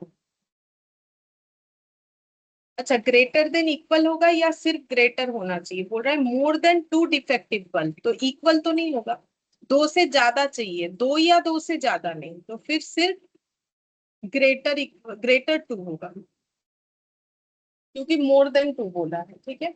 अच्छा, मोर देन 2 को लिखने का मतलब है कि 3 4 5 करके 150 तक लिखना पड़ेगा, बट वो तो पॉसिबल है नहीं, ठीक है। मतलब मुझे 150 बल्ब में चेक करना पड़ेगा ना, तो फिर 2 3 4 ऐसे करके तो वो तो करना पॉसिबल नहीं है। तो हमें इसको ऐसा लिखना है कि टोटल प्रोबेबिलिटी में से जो मेरा अनफेवरेबल केसेस है उसको हम एलिमिनेट कर दे। तो मुझे एक्स का वैल्यू 2 से ज्यादा चाहिए, तो मुझे एक्स का वैल्यू क्या नहीं चाहिए, 2 या 2 से कम नहीं चाहिए, ठीक है। मुझे x का सारा वैल्यू 2 से ज्यादा चाहिए, तो मुझे x का वैल्यू 2 भी नहीं चाहिए, उससे कम भी नहीं चाहिए, ठीक है। तो 2 या उससे कम नहीं चाहिए, मतलब मुझे क्या नहीं चाहिए, 0 नहीं चाहिए, 1 नहीं चाहिए और 2 नहीं चाहिए, ठीक है। तो अब इसमें फॉर्मूला लिखेंगे। e टू दी पावर क्या होता है, e to the power minus m होता है, ठीक है। तो m तो हम लोग को पता है कितना आया है, 3 आया है, तो हम लोग डायरेक्टली लिखते हैं e to the power minus 3 into m into एक m to the power x। तो m कितना है, 3 है, तो 3 to the power x, x का मतलब 0 डिवाइडेड बाई x का फैक्टोरियल, ठीक है। फिर सेम तरीके से e to the power minus m जो कि -3 होगा into 3 to the power x यानी 1 और 1 का फैक्टोरियल यानी x का फैक्टोरियल, फिर से वही e to the power minus m यानी कि 3 into 3 to the power x यानी 2, ठीक है यहाँ पर, और x फैक्टोरियल यानी 2 फैक्टोरियल, ये हो जाएगा। अब इसका आंसर हो जाएगा यहाँ पर e to the power -3, 3 to the power 0 1, 0 factorial 1, तो e to the power -3, 1 factorial 1 होता है, तो ये हो गया 3 into e to the power -3, और यहाँ पर हो जाएगा 9/2, ठीक है। तो 9/2 into e to the power -3। अब ये कैलकुलेट कर लेते हैं, तो देखते हैं कितना आ रहा है। यहाँ पर 2 लिख लिया, LCM 2 e to the power -3, 6 e to the power -3, 9 e to the power -3, तो 1 minus 9 plus 1 10, 16 e to the power -3 divided by 2 यानी 16 9 प्लस 1 10 और 16, ओ ये 2 होगा ना, 2 e टू दी पावर -3, तो ये 16 नहीं, फिर कितना हो रहा है, ये एलसीएम में तो 2 हो जाएगा, 2 6 और ये 9 रहेगा, तो ये 17 हो जाएगा। तो e टू दी पावर -3, तो यहाँ पर e का मतलब वही वैल्यू पुट करना है, 17/2 जैसा है वैसा रहेगा। e का मतलब 2.7182 टू दी पावर -3, ठीक है। अब कैलकुलेशन करेंगे तो कैसे करेंगे, तो इसका मतलब 1/2.712 टू दी पावर 3 हो जाता है, तो हम लोग ऐसे करके कर सकते हैं 2.7182, ठीक है, 2.7182 इंटू 3 टाइम्स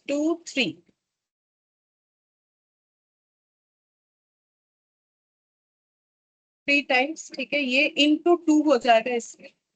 अब कर देंगे मेमोरी प्लस, ठीक है, और 17 divided by memory recall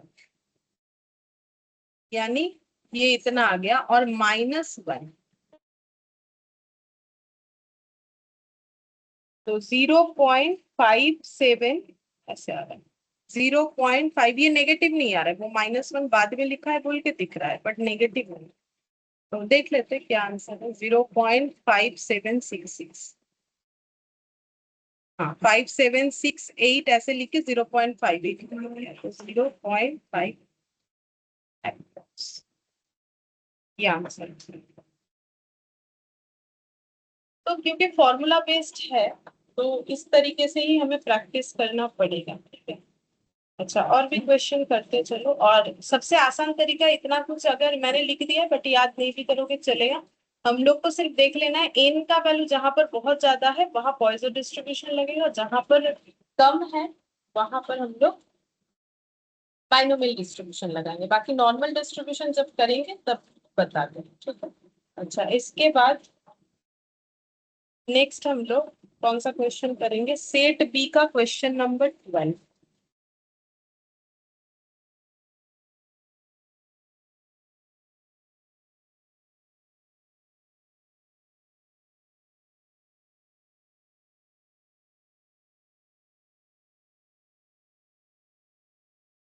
If 1.5% of items produced by a manufacturing unit are known to be defective, मतलब डिफेक्टिव होने का चांसेस है 1.5%, मतलब P का वैल्यू हो गया 1.5%। अच्छा, what is the probability that a sample of 200 items, मतलब n का वैल्यू 2 लार्ज है तो बाइनोमियल डिस्ट्रीब्यूशन लग जाएगा। बोल रहा है is the probability that is sample of 200 item would contain no defective item, एक भी डिफेक्टिव आइटम ना हो मतलब एक्स का वैल्यू मेरा जीरो होना चाहिए, एक भी डिफेक्टिव आइटम नहीं हो मतलब एक्स का वैल्यू जीरो होना चाहिए, तो probability of defective item being zero. ठीक है, मुझे लगाना है प्रोबेबिलिटी में थियोरेटिकल डिस्ट्रीब्यूशन जिसमें मुझे पॉइसन डिस्ट्रीब्यूशन लगाना है, तो e to the power minus m into m to the power x divided by x factor. तो ई का वैल्यू याद रखना है 2.71828। ठीक है, तो मैंने यहाँ पर 2.71828 नहीं लिखा था, वो ठीक है 4 डिजिट या 5 डिजिट लिखने से ही होता है। ठीक है, अब कभी कभी 4 डिजिट से नंबर मतलब आंसर अच्छे से मैच होता है, कभी कभी 5 डिजिट से हो जाता है, बट तुम लोग को वो तो पता नहीं चलेगा, लेकिन करीब करीब आंसर आ ही जाएगा। तो अब जितना याद रख सकते हो रखो, 4 या 5 डिजिट। ठीक है, to the power minus m. अच्छा, एम का वैल्यू क्या होता है, n into p, n question में है, पी क्वेश्चन में अवेलेबल है, तो 200 का 1.5% कितना होगा,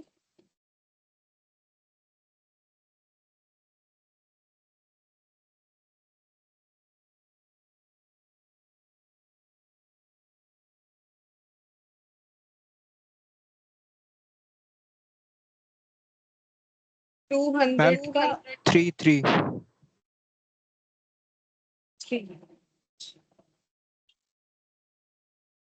तो ये हो गया -3, 3 टू दी पावर एक्स यानी जीरो, और एक्स का मतलब जीरो, जीरो फैक्टोरियल। ठीक है, तो ये तो 1 हो जाएगा, ये भी 1 हो जाएगा, मतलब निकालने के लिए बस इतना निकालना है, 2.71828 टू दी पावर 3 का वैल्यू, बाकी तो सब 1 हो जा रहा है, मतलब 1/2.71828, एक बार, दो बार, तीन बार, तो ये आ रहा है 0.0497, ऐसे आ रहा है, देखते हैं कौन से ऑप्शन के साथ जाएगा। 0.04, 0.000, ये वाला 049, मतलब 049, तो ये 9 है पीछे, तो ये 5 हो जाएगा, मतलब ऑप्शन ए अप्रोक्सीमेटली, ये हम लोग का ऑप्शन ए हो जाएगा।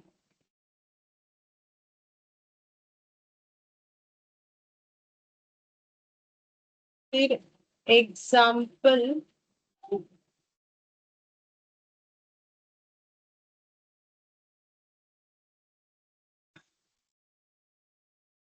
16.15,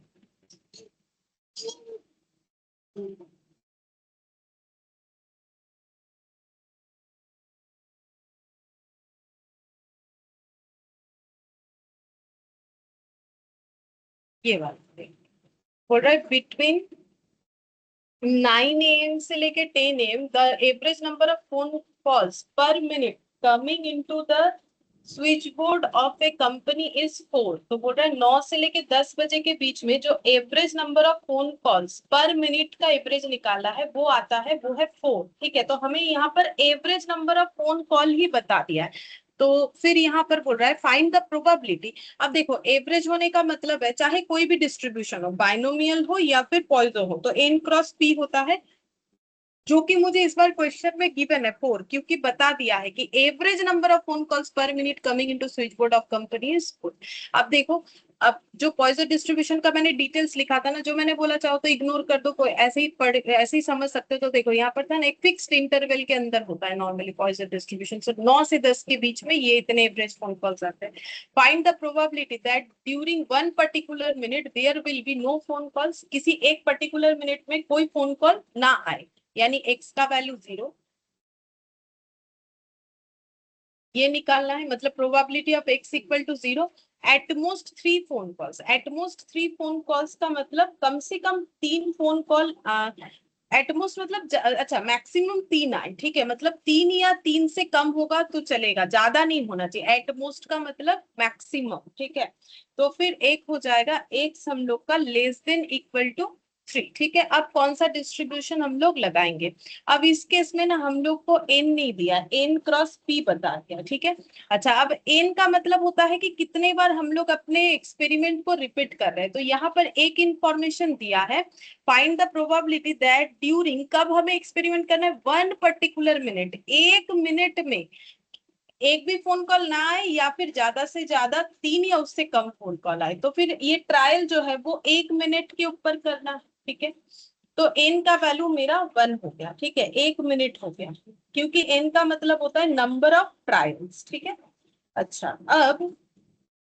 यहां से हम लोग पी निकाल सकते हैं, बट पी अगर नहीं भी निकालेंगे तो भी शायद हो जाएगा। ठीक है, अब ये वाला पॉइसन डिस्ट्रीब्यूशन क्यों होगा, क्योंकि देखो इसीलिए ये वाला डेटा भी थोड़ा थोड़ा पता होना चाहिए कि ये फिक्स्ड इंटरवल के अंदर अगर हमें कुछ दे तो फिर हमें पॉइसन डिस्ट्रीब्यूशन लगाना चाहिए। तो ये एक फिक्स्ड इंटरवल के अंदर दे दिया कि इतने समय से लेके इतने समय के बीच का बात, तो फिर इसमें पॉइसन डिस्ट्रीब्यूशन लगेगा, जिसमें हम लोग एक बार x इक्वल टू 0 निकालेंगे और एक बार x लेस देन 3 निकालेंगे। तो x 0 हो जाएगा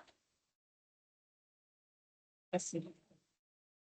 तो e का मतलब है 2.71828 to the power minus m होगा, सॉरी मैंने यहाँ x लिख दिया, माइनस m। ठीक है, तो ये m होता है, क्योंकि पॉइसन डिस्ट्रीब्यूशन है तो मेरा एवरेज ही m होता है। और m का मतलब 4, टू दी पावर x का मतलब 0 और 0 का फैक्टोरियल, मतलब यहाँ पर 1/2.71828 टू दी पावर 4 से मुझे आंसर निकालना है। ये भी 1 हो जाएगा, 0 फैक्टोरियल भी 1 हो जाएगा। तो यहाँ पर ऑलरेडी मैंने निकाला था 3 बार, और एक बार कर दो तो हो जाएगा। ठीक है, वो उसी आंसर पे मैंने कर दिया 0.018315। ठीक है, तो ये 4 बार करने से ये ही आ जाएगा। तो देखिए ये देखो 0.183156 एग्जैक्टली वैसा ही वैल्यू आ रहा है। अच्छा अब एक जो है लेस देन इक्वल 3 होगा। ठीक है, नेक्स्ट पेज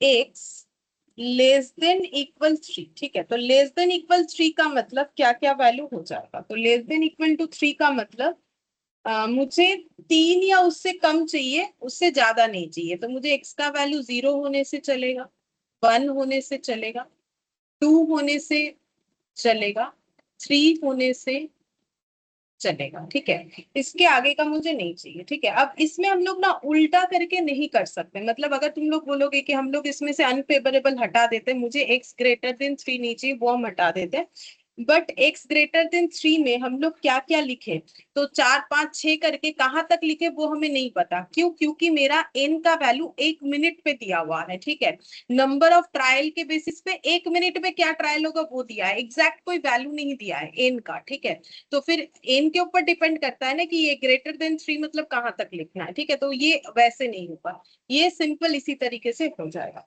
अब इसमें फॉर्मूला लिखना पड़ेगा, तो फॉर्मूला क्या है, e to the power minus m, तो m कितना है 4 into m to the power x जो कि 0 है, x का फैक्टोरियल, फिर प्लस हो जाएगा e to the power minus m to the power x और 1 मतलब x फैक्टोरियल, फिर e to the power minus m 4 to the power 2 2 factorial, e to the power minus 4 4 to the power 3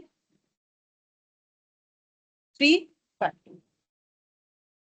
ठीक है, अब ये calculate करते हैं, ये तो e to the power minus 4 ही रहेगा, क्योंकि 4 टू दी पावर 0 1 0 फैक्टोरियल 1, ये 1 फैक्टोरियल मतलब 1 ही होगा, तो 4 e to the power minus 4। ठीक है, तो ये हो जाएगा e to the power minus 4 into 16/2। ठीक है, और ये हो जाएगा e to the power minus 4 into 4 to the power 3 divided by 3 factorial मतलब 6।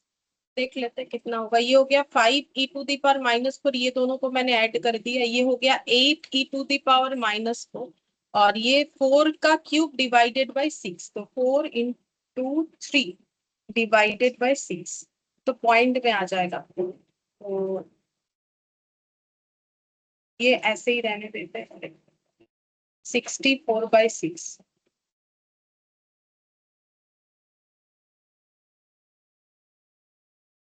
8 + 5 13 13 e to the power minus 4 plus 32/3 e to the power minus 4। अब एलसीएम कर लें, 39 e to the power minus 4 plus 32 e to the power minus 4, तो ये हो जाएगा 72 e to the power minus 4/3।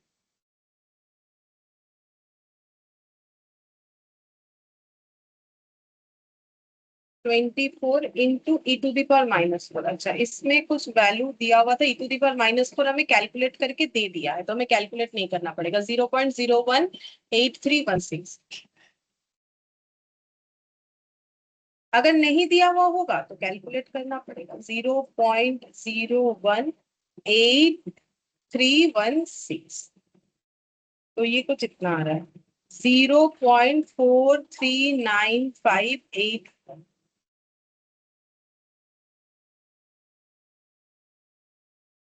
0.43, ठीक है, क्योंकि वैल्यू दिया हुआ था तो नहीं कैलकुलेट करना पड़ा। अगर नहीं दिया हुआ होता तो कैलकुलेट करना पड़ता। और इसमें एक मेन पॉइंट था कि हम लोग अनफेवरेबल केस को माइनस करके नहीं कर सकते, क्योंकि एन मेरा नंबर ऑफ ट्रायल में नहीं दिया हुआ है। नंबर ऑफ, मुझे यहाँ 1 मिनट पे हम लोग ट्रायल कर रहे हैं वो दिया हुआ है, इसीलिए मुझे डायरेक्टली क्वेश्चन में एम दिया हुआ है। तो ये क्वेश्चन स्पेशल था, ठीक है। इसके बाद एग्जाम्पल ये वाला 17 करेंगे।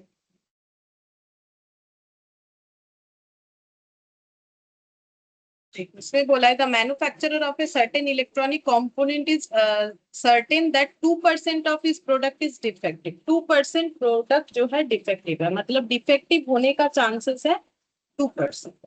फिर बोल रहा है he sells the component in boxes of 120 and guarantees that not more than 2% in any box will be defective. तो वो 120 बॉक्स 120 आइटम्स रहे, कंपोनेंट रहे, ऐसा एक एक बॉक्स बेचता है। तो इनका वैल्यू 120, तो पॉइजन डिस्ट्रीब्यूशन होगा।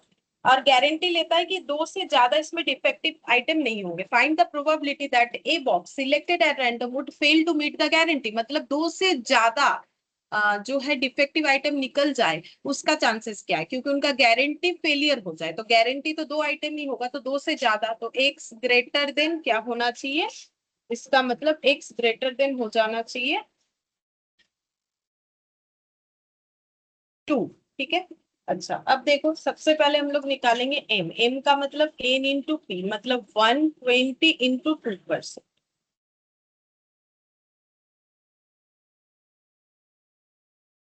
2.4 हो गया, ठीक है, 2.4 हो गया। अच्छा, अब देखो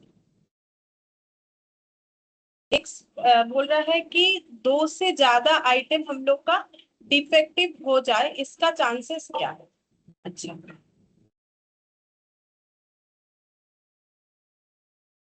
अब देखो यहाँ पर 2 नहीं होके 2.4 लेना पड़ेगा। क्यों लेना पड़ेगा, यहाँ से पढ़ के हम बता देते हैं। बोल रहा है let x denote the number of electric component then x follows binomial distribution. जब n 120 और p probability of component being defective 0.02, तो इसे हम लोग बाइनोमियल डिस्ट्रीब्यूशन, बट क्योंकि n 120 है तो ये नहीं होगा, तो ये लिखना पड़ता है। जिनका लिख के क्वेश्चन अगर होता किसी का तो ऐसा करना पड़ता। As before since n is quite large and p is rather small, उसके कंपैरिजन में we approximate the binomial distribution with parameter n and p by Poisson distribution। वहां भी np यूज होता है, यहाँ भी np यूज होता है, तो ये बाइनोमियल नहीं होकर Poisson distribution होगा with parameter m, ये 2.40 जो कि हम लोगों ने निकाला है। Probability that a box select at random would fail to meet his specification, तो उनका स्पेसिफिकेशन क्या था, guarantee that not more than 2% in any box will be defective। 2%, तो उनका गारंटी 2% का था, ना कि 2 आइटम का था। तो अगर मैंने यहाँ 2 लिख दिया तो फिर गलत हो जाएगा, तो उनका गारंटी फेलियर हो जाए। तो गारंटी क्या था, 2% का, और 2% का मतलब होता है कि 2.4 डिफेक्टिव आइटम। देखो probability that a sample of 120 item would contain more than 2.4 defective item, ठीक है। तो ये 2 लिखने से नहीं होगा, ये 2.4 लिखना पड़ेगा। क्यों, क्योंकि उनका गारंटी 2% का है। 2% का मतलब एवरेज 2.4 आइटम्स डिफेक्टिव नहीं होगा, तो फिर 2.4 से ज्यादा डिफेक्टिव होगा तो उनका गारंटी फेलियर होगा। यहाँ पर 2.4 क्यों लिया गया, बिकॉज गारंटी 2% का था, 2 आइटम का नहीं था। इसके पहले जो हम लोगों ने ऐसा क्वेश्चन किया उसमें गारंटी 2 आइटम का था, ठीक है। यहाँ 2% का गारंटी था, तो 2% का गारंटी, तब मुझे लिखना पड़ेगा x ग्रेटर देन 2%। अब 2% का गारंटी मतलब कितना हो जाएगा, एवरेज में 2.4 या 2.4, ठीक है। तो 2.4 से ज्यादा, तो मुझे निकालना पड़ेगा 2.4। अब क्योंकि मेरा x जो है वो हमेशा क्या होना चाहिए, इंटीजर होना चाहिए। तो मुझे इसको इंटीजर में ट्रांसफर करना पड़ेगा। तो हम इसको ऑटोमेटिकली कर पाएंगे। कैसे होगा, मुझे x ग्रेटर देन 2.4 चाहिए, तो मुझे क्या नहीं चाहिए, लेस देन इक्वल टू 2.4 नहीं चाहिए। अब लेस देन 2.4 का मतलब x का वैल्यू इंटीजर में 0, 1 और 2 होगा। ठीक है, तो 2.4 से मुझे ज्यादा नहीं चाहिए, तो फिर मुझे क्या क्या नहीं चाहिए, मुझे 0, 1, 2 नहीं चाहिए। ठीक है, अब इसका फॉर्मूला पुट करें। e to the power m मतलब -2.4 into m to the power 0 divided by 0 factorial plus e to the power -m into 2.4 to the power 1 divided by 1 factorial e to the power -m into e to the power -m into m to the power x divided by x factor।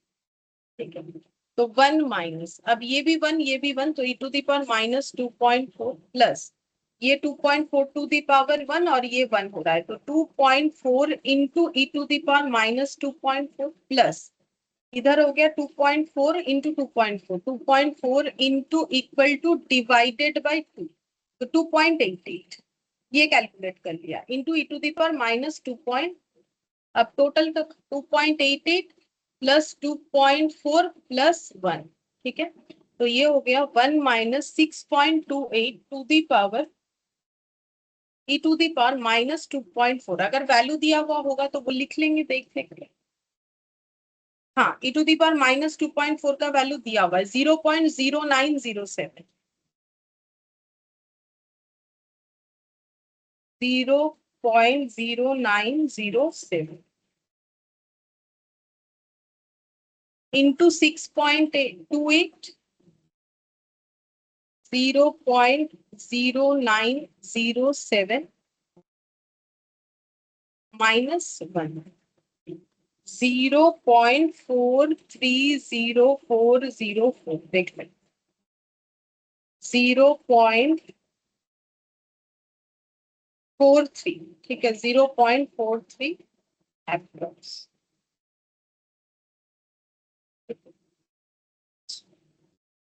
और इसके basis पे एक ही question है वो करते हैं, फिर उसके बाद इसमें भी अलग नोट्स लिखवाएंगे जैसे होता है, और उस पे क्वेश्चन करेंगे। तो नोट्स शायद आज ना लिखे, हम लोग बस ये क्वेश्चन करेंगे, तो एक टाइप का हम लोग का कंप्लीट हो जाएगा। A discrete random variable x follows Poisson distribution, हमें पॉइजन डिस्ट्रीब्यूशन ही बोल दिया है, ये हम कर रहे थे, जो कि मैंने बाद में उसको चेंज किया। एक्स एटलीस्ट वन का मतलब 1 या 1 से ज्यादा। ठीक है, तो इसका आंसर क्या हो जाएगा, तो 1 से कम मुझे नहीं चाहिए, तो 1 से कम मतलब 0, ये मुझे नहीं चाहिए। फॉर्मूला पुट करेंगे e to the power -m into m to the power 0 divided by x का वैल्यू 0 है, 0 फैक्टोरियल। ठीक है, तो 1 minus e to the power -m ही होगा, क्योंकि m टू दी पावर 0 1 होता है, 0 फैक्टोरियल 1 होता है। अब e का वैल्यू पुट कर देते हैं। अच्छा, m निकालना पड़ेगा क्या, हाँ, अब ई एक्स बोल दिया 2.20। अगर तुम लोग को प्रोबेबिलिटी याद है तो ई ऑफ एक्स का मतलब था एक्सपेक्टेड वैल्यू, एक्सपेक्टेड वैल्यू का मतलब था पी इंटू एक्स, मतलब जो हम लोग का म्यू यानी एवरेज था। तो यहाँ पर ये एवरेज वैल्यू ही बता रहा है, यानी यहाँ पर ये एम बता रहा है। तो यहाँ पर हो जाएगा 1 माइनस 2 पॉइंट, ये शायद दिया हुआ है, देख के भी लिख सकते हैं, ई टू दी पावर माइनस, ये लिख देते हैं डायरेक्टली, वैल्यू तो दिया हुआ है तो मेहनत क्यों करे बेकार में। e टू दी पावर -2.20, तो 1 माइनस 0.1108, 1 माइनस 0.1108, 0.889 पहला वाला आंसर, मतलब ये 89। ठीक है, अच्छा, ये हो गया क्वेश्चन नंबर 1। फिर क्वेश्चन नंबर 2,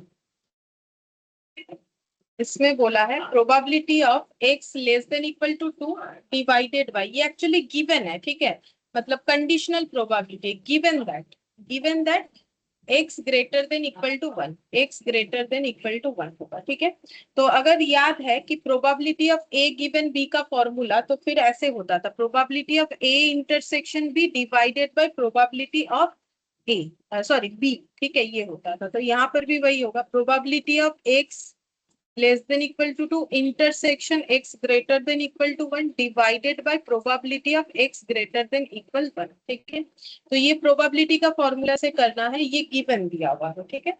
अच्छा, अब हम लोग कैसे निकालेंगे? तो x greater than equal to 2 का मतलब 2 आएगा, ठीक है, 2 3 ऐसे आएगा।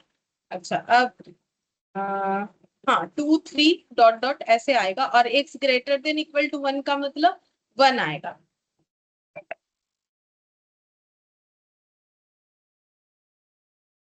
वन आ जाएगा, और ग्रेटर लेस देन सॉरी, ये तो लेस देन इक्वल टू 2 है, मैंने गलत लिख दिया।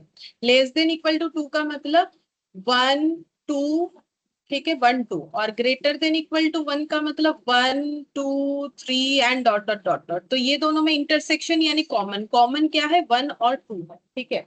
तो इसका मतलब कॉमन हो जाएगा 1 और 2, तो x इक्वल टू 1 और x इक्वल टू 2 कैलकुलेट करना पड़ेगा।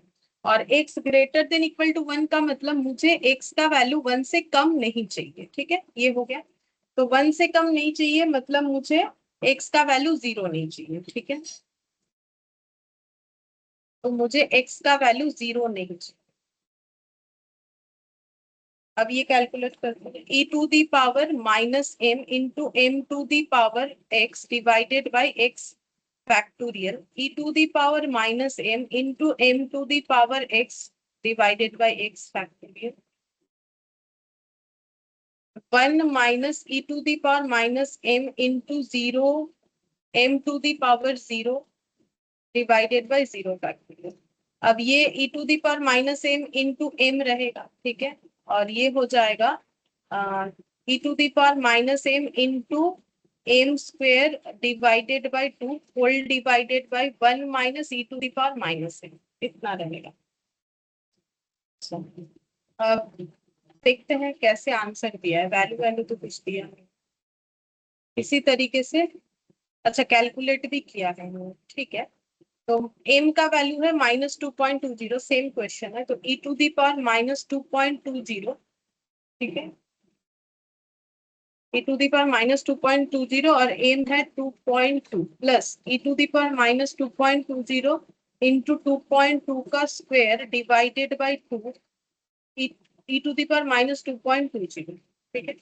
तो यहाँ पर 2.2 divided by 2.2 into equal to divided by 2, तो ये हो गया 2.42, और यहाँ पर 2.2, तो ये दोनों ऐड कर देंगे तो ऊपर आ जाएगा 4.62 to the power e to the power -2.20, और यहाँ पर आ जाएगा 1 minus e to the power 2.20।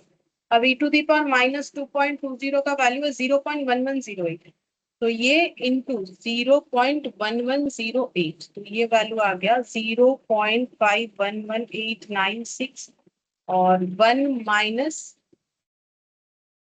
0.1108 8892, 0.889, 0.511896 divided by 0.889, तो 0.575 ऐसे आ रहा है।